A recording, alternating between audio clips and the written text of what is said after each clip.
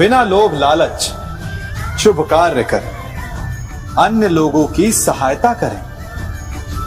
धीरे धीरे आपने जिनकी सहायता की वो आपके सहायक बनते जाएं, आपकी जड़ों को और बलशाली बनाएंगे, आयु मान और आकार बढ़ाएंगे। सहजीवन, सहायता और निष्काम कर्म आपको मृत्यु के पश्चात भी मरने नहीं देगा, आपको अमर रखेगा। हमारा शरीर प्रकृति का एक महान आविष्कार है। इससे जटिल संरचना संसार में और कोई नहीं। हमारा शरीर जितना जटिल है, यदि इसे ठीक से जाना जाए तो इससे अधिक सरल ज्ञान देने वाला और कोई नहीं। हमारे शरीर में पंच इंद्रियां होती हैं जो हमें भाव, गुण और वस्तुओं का बोध कराती हैं। हमारे पास आंखें हैं, नाक है, स्पर्श के लिए त्वचा है, कान है और जीभा है। सबका भिन्न भिन्न कार्य है। आंखों से देखना, कानों से सुनना, नथनों से श्वास लेना, त्वचा से स्पर्श करना और जीभा से स्वाद लेना। परंतु क्या आपने कभी सोचा कि प्रकृति ने हमें 2 आंखें दी, 2 नथने दी, 2 कान दी, स्पर्श के लिए ये पूरा शरीर दी, परंतु जीभा केवल 1 दी? ऐसा क्यों?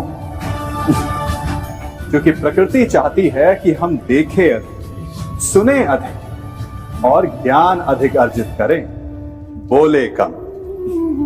क्योंकि अधिक वाचाल नाश को निमंत्रण देता है।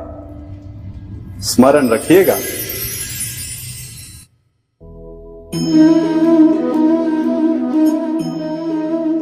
ये सदा यही कहते आए कि यदि आगे बढ़ना है तो अपनों का साथ दो।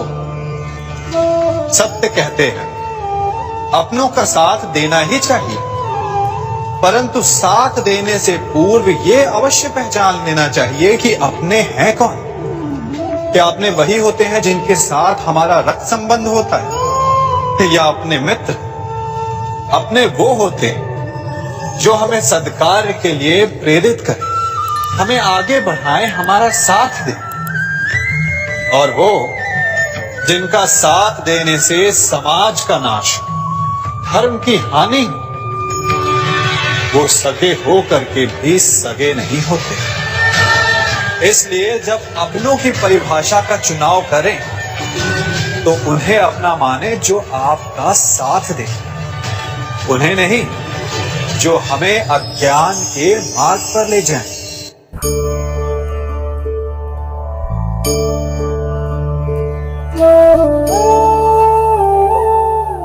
आप जिनसे प्रेम करते हैं सदा उनके समीप रहना चाहते हैं, नहीं चाहते कि कभी अपनों से दूर होना पड़े, बिछड़ना पड़े। परंतु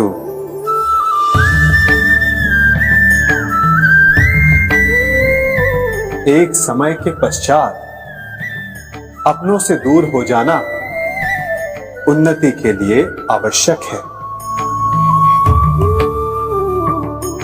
आप माता पिता हैं। यदि आप अपनी संतान के जीवन के हर पग पर उनका मार्गदर्शन करते रहेंगे तो आपकी संतान स्वयं मार्ग चुनना कैसे सीखेगी? मार्ग के कांटों से स्वयं को बचाना कैसे सीखेगी? इसीलिए एक समय के पश्चात अपनों से बनाई गई दूरी सदा लाभदायक रहती है। आज मैं आप सबको एक कथा सुनाता हूं। एक दिन प्रातः एक व्यापारी अपने घर से निकला। घर से निकलते ही एक बिल्ली ने उस व्यापारी का मार्ग काट दिया। व्यापारी घबरा गया।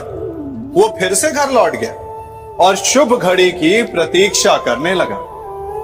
और जब वो पुनः अपने घर से निकला तब वो वाहन जा चुका था जिससे राजा तक पहुंचकर उसे भेंट देनी थी। राजा को भेंट नहीं मिली। राजा क्रोधित हो गए। राजा ने उस व्यापारी का व्यापार बंद करवा दिया। इस कारण व्यापारी क्रोधित होकर घर पर अपनी पत्नी से लड़ बैठा। पत्नी अपने बच्चों समेत मैके वापस चली गई और उस व्यापारी के जीवन में यदि कुछ रह गया था तो केवल अंधकार। और इन सब का कारण वो उस बिल्ली को मानता रहा जिसने उसका मार्ग काटा था। ऐसा ही एक दूसरा व्यापारी राजा को भेंट देने निकला और उस व्यापारी का मार्ग भी एक बिल्ली ने काट दिया। वो व्यापारी तनिक घबराया, परंतु उसने आगे बढ़ना अधिक उचित समझा। राजा तक वो समय पर पहुंचा। उसने राजा को भेंट दी। राजा प्रसन्न हुए और राजा ने व्यापारी को अपना व्यापार बढ़ाने की अनुमति दी, स्वर्ण आभूषण दी। जब व्यापारी घर पर पहुंचा तो पत्नी को आभूषण और अपने बच्चों को देने के लिए वस्त्र थे उसके पास। हर ओर प्रसन्नता थी। समझ रहे हैं ना? दोनों के साथ एक ही प्रकार की घटना हुई, परंतु दोनों की प्रतिक्रिया भिन्न थी। ऐसा ही हमारा जीवन भी है। हमारे जीवन में प्रारब्ध का अपना स्थान है, परंतु उससे कई अधिक महत्वपूर्ण हमारी प्रतिक्रिया, हमारे सोच का प्रभाव है, क्योंकि यही हमारे जीवन को आकार देते हैं। इसलिए अपनी सोच को सकारात्मक रखिए। आपका जीवन सदैव आनंदमय।